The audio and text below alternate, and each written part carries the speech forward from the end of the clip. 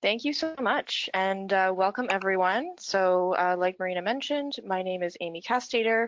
I work on our employee engagement program called Living Planet at Work.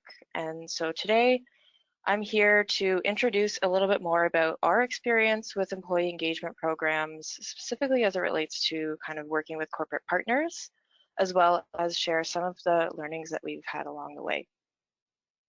So just introducing myself a bit, and so my passion for the environment started out as a teen when I really kind of started to learn and understand and kind of, I guess, internalize the impacts of climate change. And so I thought at the time, wow, this could be bad, and I need to do something to help. And so I chose to pursue an education, and I did my undergrad at the University of Waterloo in a program called Environment and Business. And that program was actually a co-op program, which kind of led me to work to WWF Canada because one of my co-op jobs was with HP Canada, and they are actually the founding partner of Living Planet at Work. And so my role at HP Canada was also related to employee engagement, but it was more from the corporate side of things. And so I do kind of have a little bit of experience on both ends of the spectrum of, what does it look like for a company and what does it look like for a charity. And I joined the Living Planet at Work program. The stars really aligned for me really shortly after I graduated and a position became available, and I've been here for 5 years now working on the program. So before I get into details about a Living Planet at Work, let me talk a little bit more about what WWF Canada does. And so we're actually, WWF is a global organization.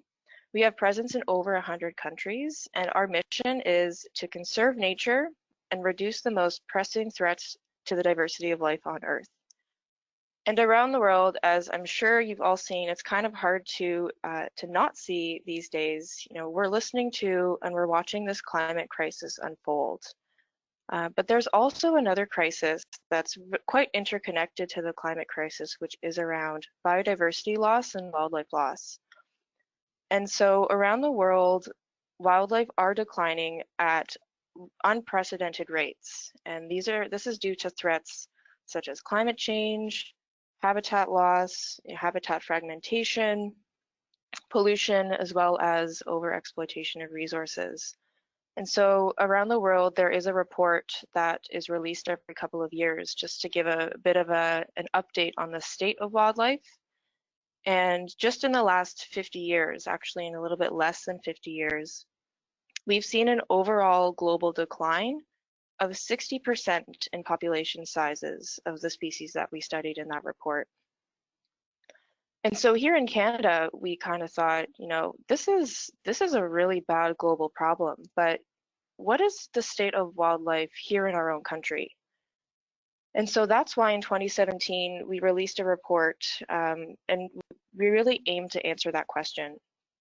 And the answer that we found is that wildlife loss is a problem here in Canada. And so from 1970 to 2014, half of the monitored wildlife species in Canada declined in abundance. So these stats are, they're concerning. And for me, it might be, if you're hearing these for the first time, it might be, a little bit hard to hear for you, a little bit hard to process. Definitely it was for me when I first heard about this. But really what I wanted to highlight with these stats is that we all depend on nature. Our economies do, our communities do, as well as our own livelihoods. And we're on track to lose a lot of these critical services that we need unless we act now. And so that's why at WWF Canada, we believe that we all have a role to play. And so I wanted to share just a bit about, some of the areas of work that we have. And so we have 5 kind of teams that support our conservation work. The first is our Nature Connected Communities team, and we really aim to deepen Canadians' connection to nature through completing environmental initiatives that can help people protect nature at school, at work, as well as at home. We have our Science Research and Innovation team that's looking at more innovative approaches to conservation. So one example of that is, how can we use technology to advance conservation?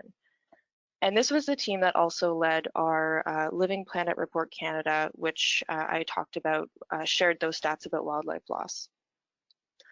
And our freshwater as well. So Canada's lakes, rivers, streams, our wetlands, we hold 20% of the world's freshwater. And so our team is looking at that data, or looking where there's a lack of data, to find solutions toward that future where all Canadian waters are in good condition. And so when it comes to our Arctic work, the Arctic actually makes up almost 40% of Canada's landmass. And as you can see in the photo, it's also home to really kind of iconic species like the polar bear. And so we want to collaborate with northern communities to protect their habitat, as well as to support sustainable development in the Arctic as well. And we're also, we also border 3 coasts in Canada. 3 ocean coasts. And so we're also working to drive that protection and sustainable management of our oceans. So how exactly does, employee engagement fit into all of this? So like I mentioned before, addressing that dual crisis of, climate change and biodiversity loss, it really is an all hands on deck situation. And we need everyone to be involved and engaged in this. And so one of the areas with the biggest potential to make change is with workplaces, because the workforce consists of more than 16 million employees. And if you think about it, each one of those employees are making multiple decisions every day. So just take a minute to really imagine what the world could look like if each of those people made decisions, in our case with the environment and conservation in mind, but in your case, whatever your organization's mission is, imagine if employees were making decisions with that in mind. And so that's why we developed Living Planet at Work. And so we created this program to really help employees that had that passion for the environment to help pursue them and to grow sustainability within their workplaces. So this is an online platform. It is free for anyone to sign up to, and you can see a couple of snapshots of our website there. We do offer some resources to help employees, and specifically in 3 impact areas. So the first one is around helping companies and employees reduce their office's environmental footprint. And we do this by offering free high-level guides to help kind of think through the process of, how do you measure your footprint in the first place? Or how do you set sustainability goals? Or what are some specific actions that you can take as a company to reduce your footprint? We also encourage workplaces to support our own programming, of course. So one example of that is our Great Canadian Shoreline Cleanup, which I'll explain a little bit later. But employees do have a great potential to support us and our own conservation mission as well. And then thirdly, of course, as I'm sure with many of you on this webinar today, we aren't able to do the work that we do without that generosity of our supporters. And so when it comes to workplaces, we're always looking for ways to make things easy and fun by offering different ideas to help employees, bring their colleagues together and fundraise for WWF. And I'll share a couple examples later as well as to how we do that. And so these initiatives that we offer, they have been really great ways to help us work with companies and to engage their workplaces. And so what today I wanted to do was share those learnings with you and share a couple of kind of key success factors if you're thinking about engaging your own or thinking about creating your own engagement programs, as well as to give you a couple of specific examples of what that could look like. So before we get started on the how, I did want to make sure that first we were on the same page about what employee engagement is. And so I wanted to share kind of this definition with you. And there was a report in 2019 by Glint that surveyed hundreds of HR professionals, asking them what their thoughts are on what employee engagement means. And so the 2 top answers that arose from them were first, an employee's emotional commitment to the organization and its objectives. And then next, it was an employee engagement's willingness to give their best at work. And so that's also how I think about employee engagement. And so in my mind, it's about how connected an employee feels to their organization, as well as how that connection translates into that willingness for them to go the extra mile and to give their best at work. So when I'm talking about employee engagement, that's kind of what I'm referencing is talking about how you can implement initiatives that will help to improve that emotional commitment and enthusiasm toward the organization that they work for. And companies now, they are really starting to open their eyes to how beneficial an engaged workforce can be to them. So right now, it's estimated that actively disengaged employees, so that these are US stats, they can cost a total of up to $605 billion per year in lost productivity alone. But if you think about the flip side of that coin, that same survey where HR professionals were surveyed, 2/3 of them believed that having higher engagement leads to having higher impact on business results. And so I wanted to link this back with, employee engagement as with companies and our work, the work that we do as charities and not-for-profits. So what I would say is that most of us, if not all of us on this webinar today, we're dedicated to achieving some kind of purpose for the world. So, that could be related to health or to education, equality, environmental well-being, whatever that is for you. Well, it turns out that employees are more and more looking for these kinds of purpose-driven initiatives when choosing who to work for. They're looking to work for employers that can help them contribute to what they care about and what they value. And I would say that this is particularly true for younger generations as well. So there was a survey conducted by Cone Communications, and 88% of millennials in that survey said that their jobs were more fulfilling when their employers provided them with opportunities to make a positive impact. 76% of employees under 30 want to see their employer do more around employee engagement. And in another report by Imagine Canada, around half of survey respondents indicated that they would consider an employer's charitable and community reputation before accepting a position. So you may or may not have heard of these stats around, engagement and purpose. One of the newer trends that I've been noticing lately is this trend of workplace activism. And I think we'll be continuing to see a lot more of this. And this is when employees, they're no longer asking nicely for a company to embed purpose into its mission. It's actually something that they're starting to demand. And if they're not getting what they want to see, they're going to make sure the public knows about it. And so this can be a huge risk to corporate groups. And so one recent report showed that workplace activism could cost large corporate groups up to 25% of their revenue per year. That's crazy. And so again, just linking it back to us, when it comes to this corporate engagement, this creates huge potential for organizations like ours because we have that strong connection to purpose that employees want to see.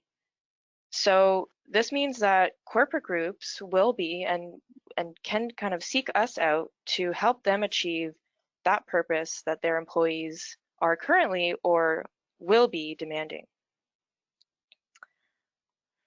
So now that we know why it makes sense for a company to, have these programs and engage employees, but why does it make sense for us to do it as charities and not-for-profits? And so I wanted to offer a couple of benefits for us that we've seen through our employee engagement programming as well. And so the first one is that it can really help to strengthen your corporate relationships and kind of make your relationships a little bit stickier with corporate groups. And once a company's employees have a connection to your organization, it can be a lot easier for you to make the case for renewal with them. And you may even notice sometimes employees of that company kind of self-rising up to support your organization in ways that maybe hadn't happened before, because with this employee engagement programming, they're now keeping you top of mind. It can also be used to help you build a pipeline and connect you with some corporate prospects. So one example through Living Planet at Work is, we offer free turnkey resources that anyone can access to and sign up to.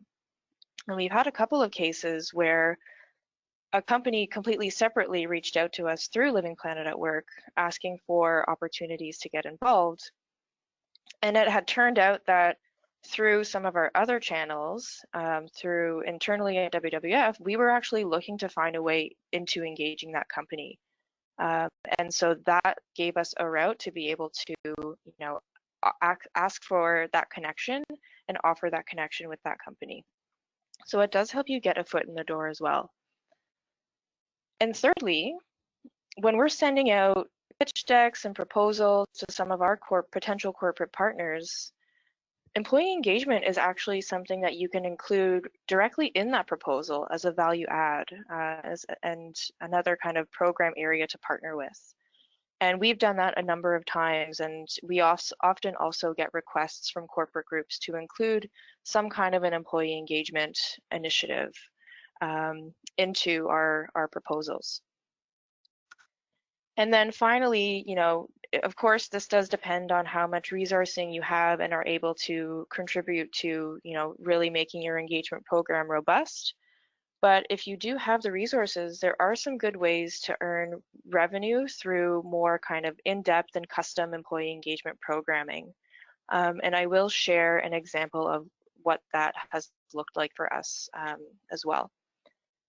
And so again, when you do this right, offering employee engagement programming is a win-win for both sides. So next, I want to just share a couple of the key success factors that we've learned over the course of our kind of experience with the program to share just so that you can think about what you might want to consider when you're implementing yours. And the first one, it may seem really obvious, but sometimes it really it makes it really difficult to connect to your strategic goals based off of what companies are asking. But what I would really strongly recommend is that you want to make sure that it's connected to your strategic goals. And successful employee engagement programs ensure that there's, both the connection to your mission, direct connection to your mission, but also, of course, it has to work for the company as well. So might take some thinking and might take a bit of brainstorming to figure out what that looks like, but that's a really important piece. And on a related note to this is that successful engagement programs, they should have clear objectives for both yourself and for the company that you're working with. So, for example, if your objective with this program is to help raise awareness about your work, that's great. Make sure the company that you're working with knows that and make sure the actions that you're doing meet that. Next, and I also find this one to be quite important, is employee engagement programs really should not be developed in silos. So it's not something that you can kind of just sit down, with you and one other person on the corporate team that you're working with to just hash something out with them. It really does need to take into account the different values, different perspectives of the employees that you're looking to reach within the organization you're working with. And I would say don't be afraid to lean on your corporate partner to do this as well and to help you with this, because really they are the ones that have access to their employees. And they might already have some of this information related to engagement or related to employee interests. So don't think that you have to know what their employees are thinking. Definitely, I would, make sure that you ask your corporate partner to help you in that. And the other thing, again, that I would recommend is just thinking about which employees you want to engage. Are you looking to do a, full employee, we want every single person engaged in this, or are you just looking to engage senior leaders or more entry-level positions? And when you are developing that programming, you want to think about what kind of communications or what kinds of calls to action you are implementing. And speaking of calls to action, it's really, really important to offer a call to action that's tangible. So what exactly do I mean by this? For example, in our campaigns and programming, we don't keep the call to action as just a general, like, okay, now take action for nature today. We actually give employees specific things that they can do to get started. And so examples of that can include like join our lunch and learn on March 28th, or pledge an action to print more responsibly at the office, or tell us one thing that you're doing at home to reduce your environmental impact. And so that way employees know exactly what we're asking them to do and they can focus on that. So next, I wanted to add that especially when it comes to working with larger companies, successful engagement programs, they can't just be led by HR. They have to engage people managers, and if you can, they should engage senior leaders to help champion it and promote it to their employees. So there is a white paper shared by Glint, and it says that leadership and the immediate supervisors are one of the top drivers of employee engagement. And so again, just consider what you'll do and how you will create your program to encourage managers and those people leaders to support you. Because if you think about it, as people managers, part of their job as well is to help their employees develop professionally and feel satisfied in their role. So this can actually help them as managers as well. And so this next one, you may have, if you've tried your own employee engagement program before, you may have experienced this. We definitely have experienced a situation where, a partner kind of expects us to deliver everything for them. So it's kind of like a very transactional relationship where they, pay us money and they kind of forget about it and leave. And so, as I'm sure you can imagine, if a company is not invested into a project versus when a company does feel fully invested into that project, the difference is so phenomenal. When you have and are working with corporate partners who can help you co-create project plans, co-create program content, communications plans, it just makes for such a better working relationship between the two of you.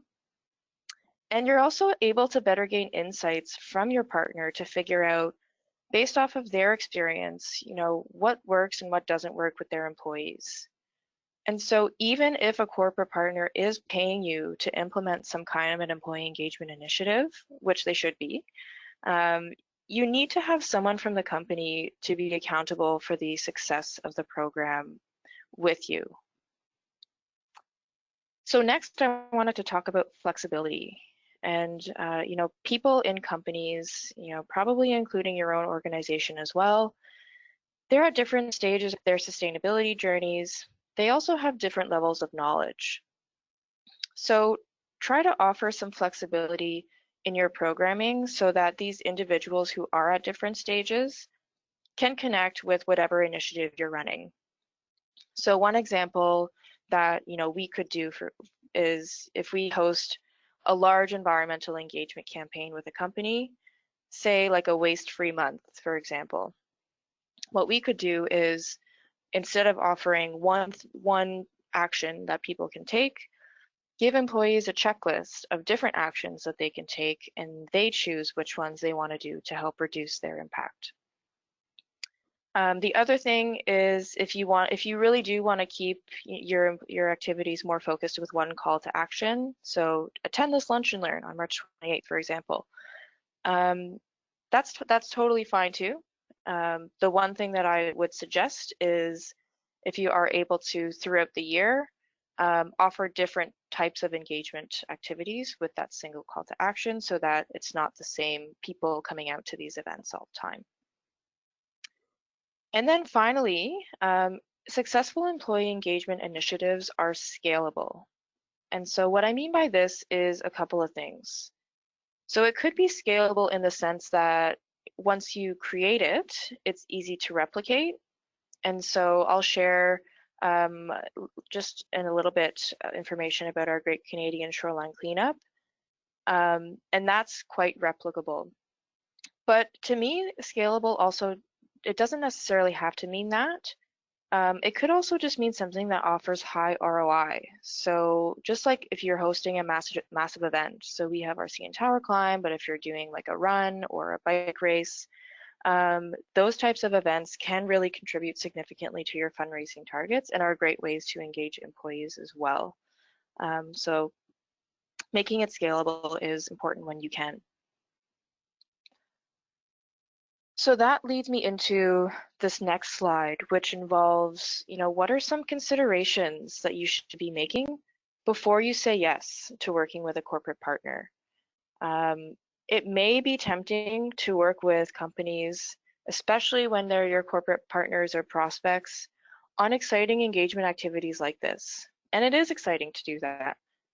But what you really want to do is make sure that it makes sense to your organization first before agreeing to do something with them.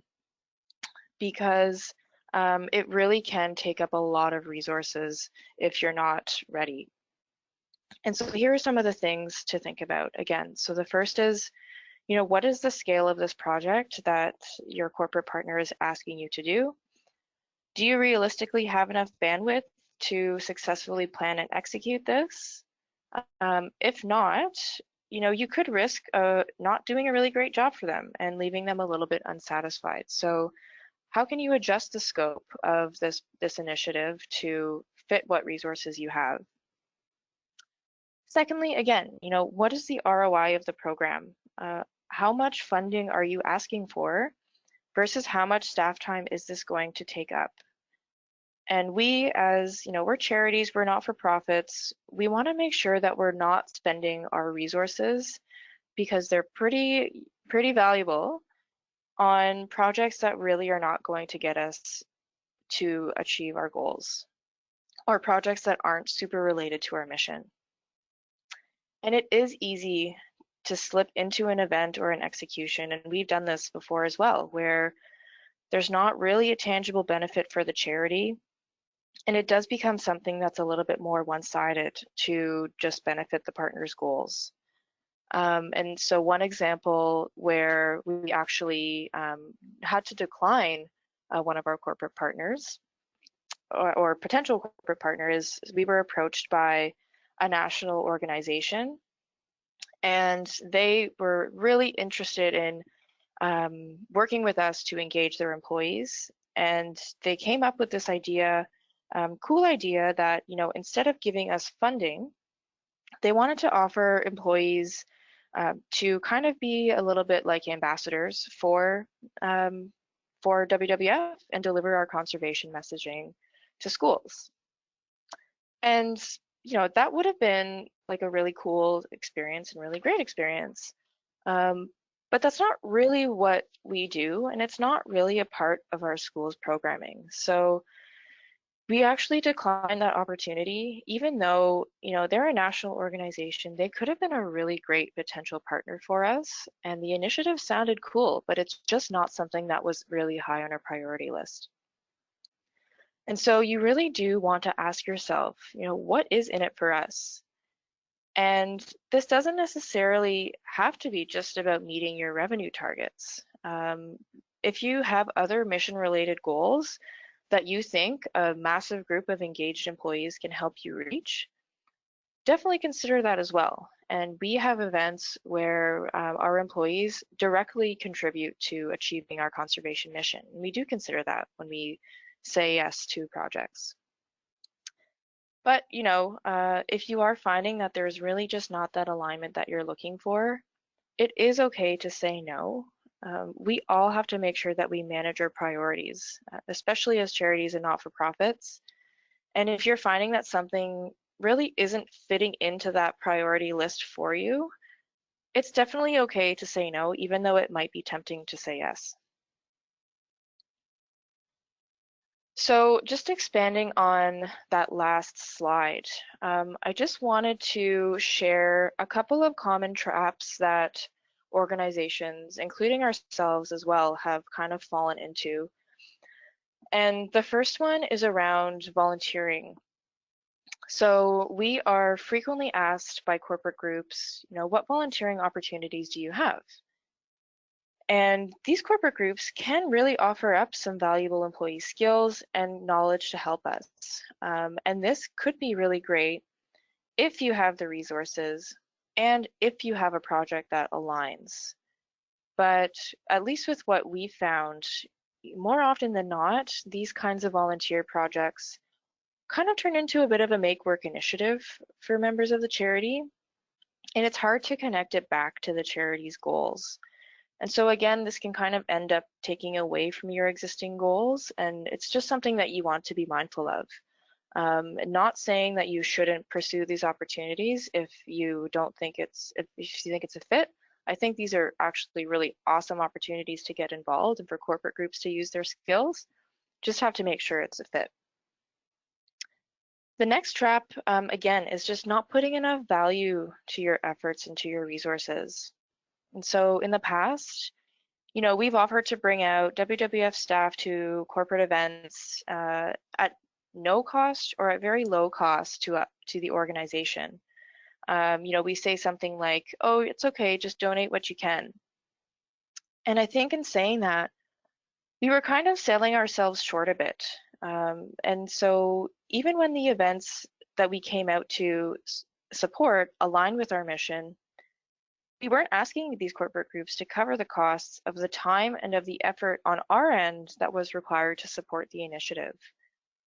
And so now what we do is we actually look at charging a specific dollar amount based off of our estimations of what the value we provide is. And we ask corporate groups to pay that if they want to support us, and we pass on the opportunity if they're not able to do that.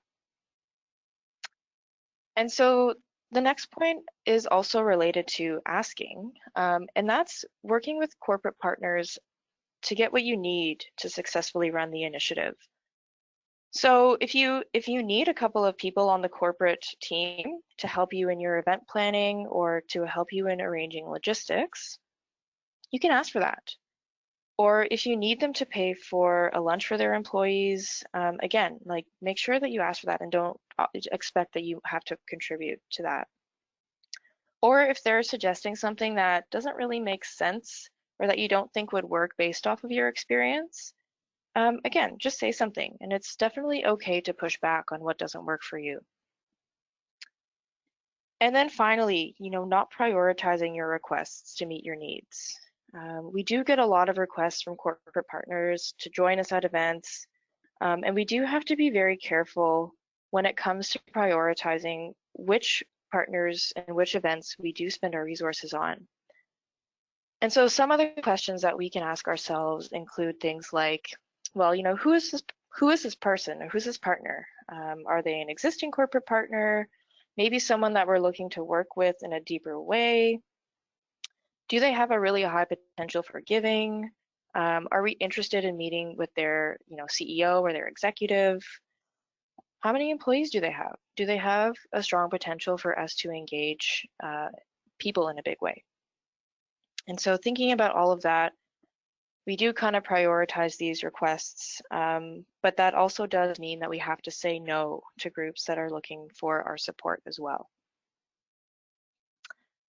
Okay, so I've talked a lot about kind of some theory behind employee engagement programs. And so I wanted to help all of that information kind of make a little bit more sense by telling you what it looks like in practice. And so through Living Planet at Work, we've organized a number of events and activities, just like you can see on this list. The activities range in a level of effort, as well as level of difficulty to execute, depending on what you're able to commit and what you're willing to commit. Of course, this is not an exhaustive list, but I just wanted to provide a couple of examples of what we've done in the past, and I'll share a few kind of specific examples from this list right now. So one of our core kind of intro level engagement initiatives is a lunch and learn for corporate groups. So we actually have a film about business and nature called Our Planet, Our Business that we show a lot of the time to these corporate groups. But if that's not something that you have access to, you can also invite, a staff member to come out and talk about some of the projects that you're working on. You could even potentially bring in someone that has benefited from your organization to come in and talk. And these engagement events are great because they can accommodate both small and large groups. So you can see that there's a small group of, 8 to 9 people at the top there. But we've also had screenings where movie screenings where over 100 people attend. And to us, this is a relatively low level of effort required. But it can be a really great intro point when connecting with kind of your stronger leads or potential new partners. And if this is something that you might want to consider, I will say that I do always like to save some time for employee discussions at the end, just by asking questions like, well, what resonated with you in this presentation or in this film? Or is there something that you learned today? And the reason that I do that is because I feel that it really helps connect employees both with each other, but it also helps to connect them with your organization and take in a little bit what they just heard and what they just learned. You can also find ways to take advantage of company-led employee volunteer days, or sometimes they call it community days. There are lots of organizations who are implementing these, and they're providing employees with either days to volunteer or a certain number of hours that they can go out per year or even per month. And so one of the events that we like to encourage our corporate partners to do is the Great Canadian Shoreline Cleanup. And so this is an initiative that we lead with another not-for-profit, Oceanwise. And this has actually been a direct part of our conservation program for quite some time. And the goal is to mobilize Canadians to take action for nature by picking up litter and preventing that litter from getting into our waterways and harming wildlife in our waterways. And so, as I was kind of saying before, in addition to this being a great way for corporate groups to get out and actually make a difference, these employees are also very directly supporting our conservation goals and mission.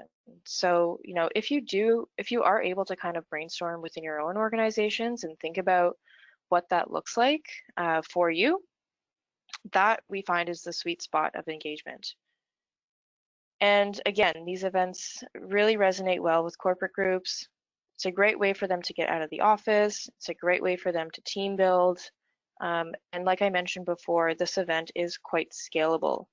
And the way that we make it scalable is that we offer a toolkit that will actually include all of the information that companies need to help organize their own events. So we don't even have to be there, and we're not there for most of these events that are organized because of this resource and these toolkits that are available. The other reason that I think this really resonates with corporate groups is because it demonstrates measurable impact. So employees track which litter and waste they collect, and they can also literally see, with the number of trash bags in a pile, that impact that they have at the end of the day. And so, when I've been to events, I've heard employees, come up to me and say like, wow, this is so awesome. Like, I just hope to accomplish this really, really cool thing that helps prevent, litter from reaching that water system. And I help with that.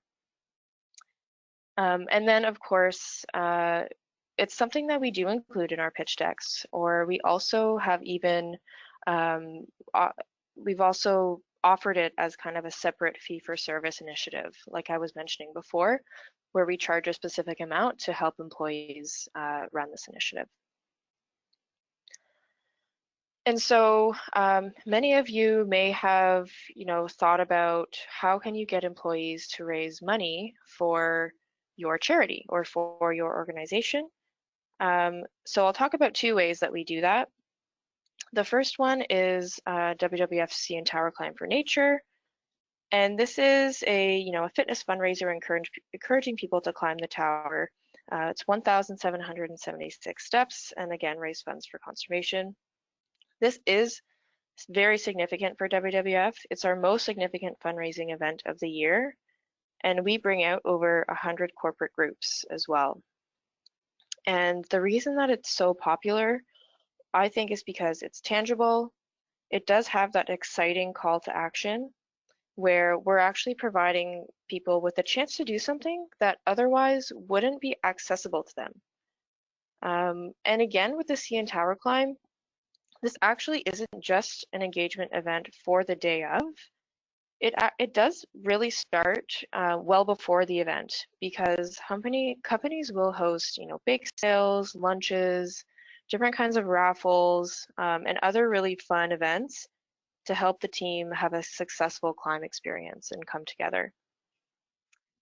And of course, I do realize that hosting a huge event like this isn't necessarily something that all organizations can do. So I did want to share another program that we have with you called Fundraise for Wildlife. And this is essentially a platform that we have to encourage third-party fundraising. And so it allows corporate groups and other community groups as well to host their own fundraisers in support of WWF's work. So we have a website that has ideas to help groups get involved. What are some of the actions or ways that you can host fundraisers within your own workplaces? And we provide the platform, and we also provide turnkey resources to help them execute that as well. So, toolkits, for example, or sample posters or sample communications to make it as easy as possible for them to execute that event. And so the next thing, if you're, super interested in really embedding employee engagement into your strategy as a charity and not-for-profit, this is something that you may want to consider. It does require significant investment and time, but we found it to be quite valuable and helpful.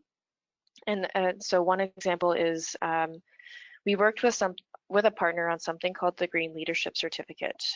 And the idea for this program actually came from our corporate partner, who had someone working full-time on sustainability and engagement. And this company in particular, or organization, had over 10,000 employees.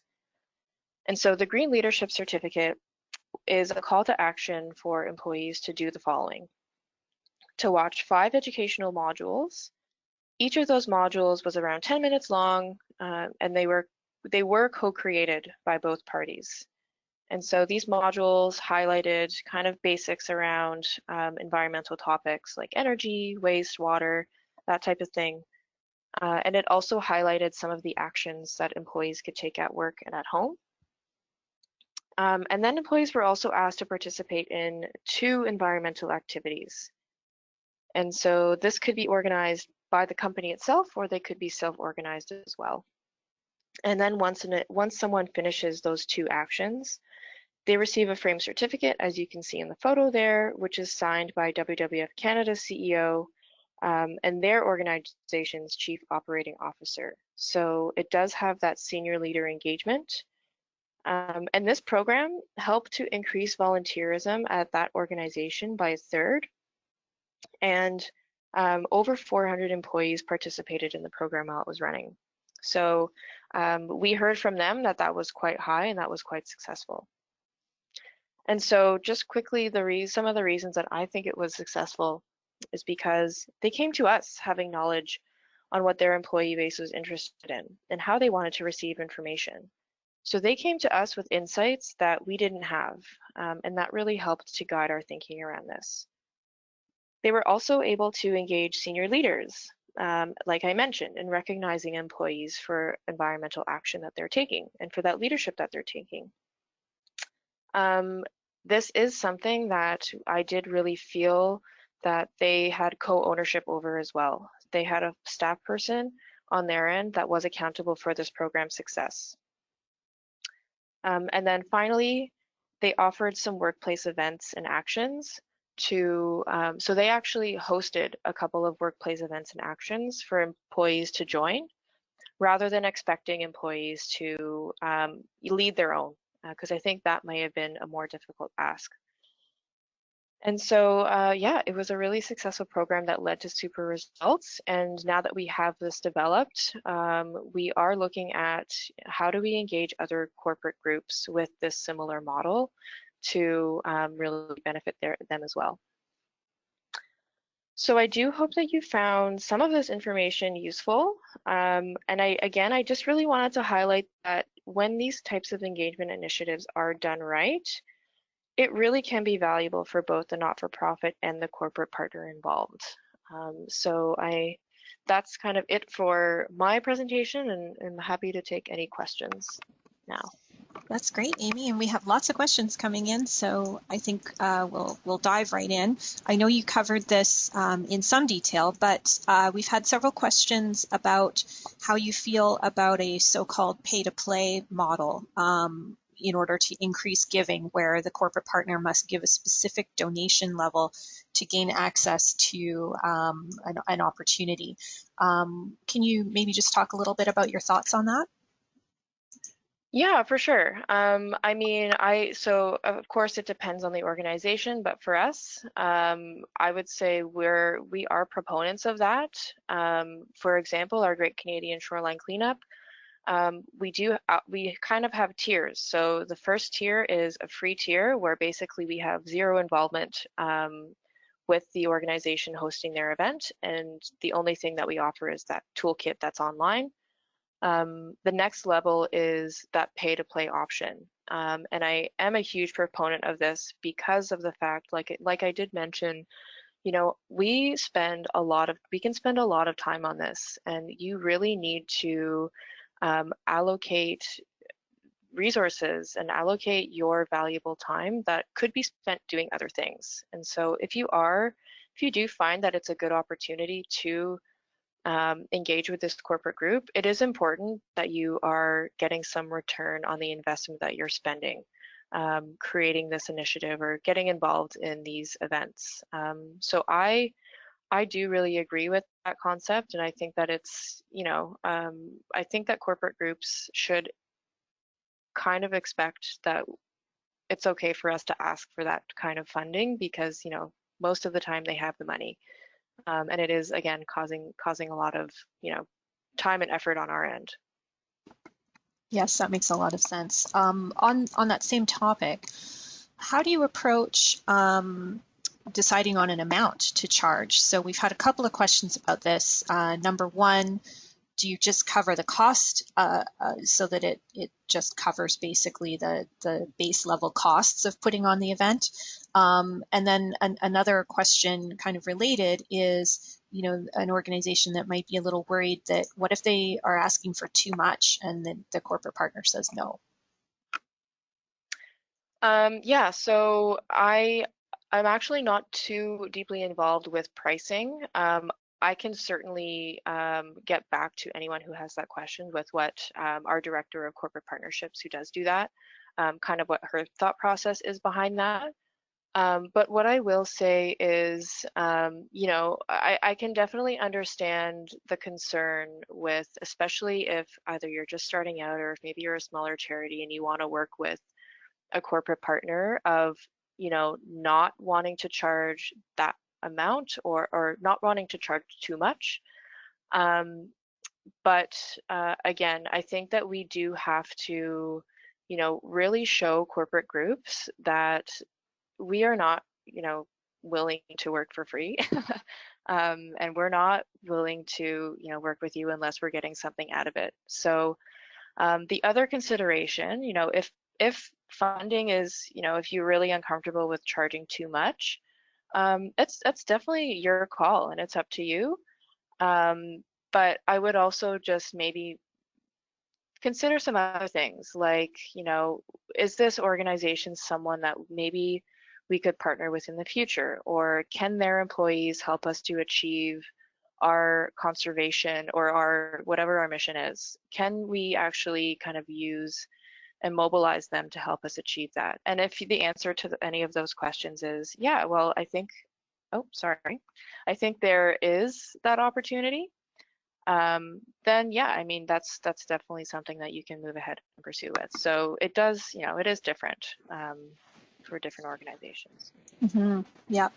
And, this might not be an area that you're specifically involved with, Amy, but do you have any experience with or any thoughts on how this is received from corporate partners and how to sort of initiate making the ask? Do you know, can you clarify how to initiate make kind of like pitching employee engagement programs? Is that what you Yeah, mean? totally. Yeah. And the Okay. fact that there's a charge.